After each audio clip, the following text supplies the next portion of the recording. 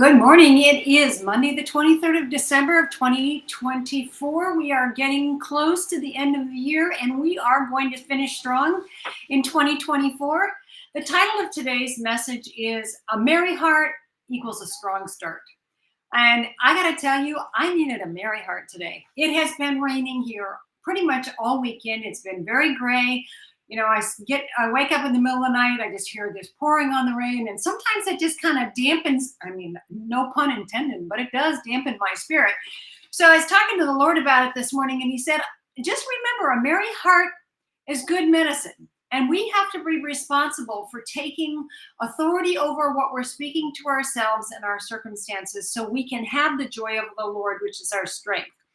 So these are some of the things that the Lord had me research a little bit this morning. And he said, I want people to recognize that there's not enough laughter in my children. According to research, it shows that children normally laugh somewhere between 300 and 400 times a day.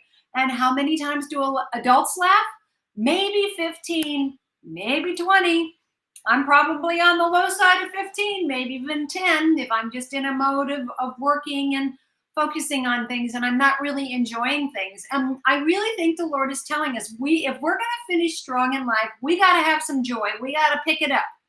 So let me tell you some things that I researched about laughter. What it does is it helps to reduce our stress hormones. It can help increase our immune cells and infection-fighting antibodies. It will trigger the release of endorphins and can help protect against heart disease and burn some calories. Might be minimal, but when you get a good belly laugh going and your stomach gets all tensed up, you're burning calories.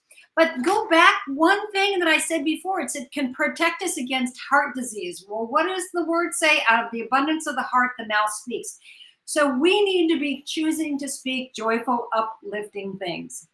So let me give you an example that the Lord was talking to me about as I was thinking about all this. And I'm like, what is the name of that guy that was diagnosed with that spinal disease? And he basically checked himself out of the hospital. And this was in 1964. His name is Norman Cousins. You may have heard of him. He wrote a wonderful book called Anatomy of an Illness. In 1964, he was diagnosed with his spinal disease. So he moved himself out of the hospital and into a hotel. And what did he do? He bought Marx Brothers movies, Candid camera episodes, and other comedic kind of movies, things that would make him laugh, that would just lighten his spirit. He found by repeatedly watching these things, if he had 10 minutes of a belly laugh, it would give him 2 hours of pain-free sleep. Now that's pretty remarkable. So if you just think about that, somebody who had actually the diagnosis was ankylosing spondylitis, which I know because my husband's an orthopedic surgeon, this is a very severe debilitating disease. So I can imagine he was in great, great pain and very rigid, not being able to be very fluid. But he found this therapy to be totally life-changing for him. So much so that he was able to continue working for the next, I believe it says 26 years, I believe. He actually went to work at UCLA School of Medicine, and he was a professor there, and he researched biochemistry of human emotions. So there's a lot of archives of data that have been developed through Norman Cousins and other people who have continued on in this research. But laughter is good medicine, and we need to embrace it. So in Proverbs 15:13, it says, a joyful heart maketh a cheerful face, but with a heartache comes depression. Sometimes I say people look like they've been baptized in lemon juice, shriveled up, pruned up. No, you can't make eye contact with them. You smile at them. You want to greet them in the grocery store or wherever it is. No response, or they'll grumble something or whatever. And sometimes I'll pursue them and get them talking and get them to smile and whatever. But sometimes people are just not engaging and they're not receiving what somebody else is trying to share with them to bless their life. And I find that very saddening. But I want us to remember that we need to make sure our hearts are merry and that we greet people with a happy face.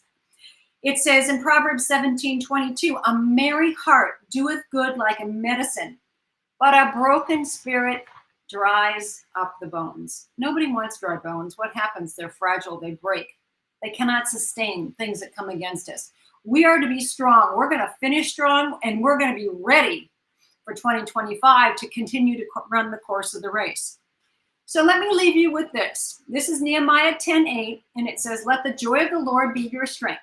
And I'm going to read you that entire passage. This was a time of celebration. So if you will go to the book of Nehemiah, do your own homework, and read this passage in Nehemiah 8:10. It says, go and enjoy choice food and sweet drinks and send some to those who have nothing. Well, this is a season when we can do something to enjoy sweet food and good drinks and enjoy fellowship with people, but we can also be benevolent and sow into other people's lives.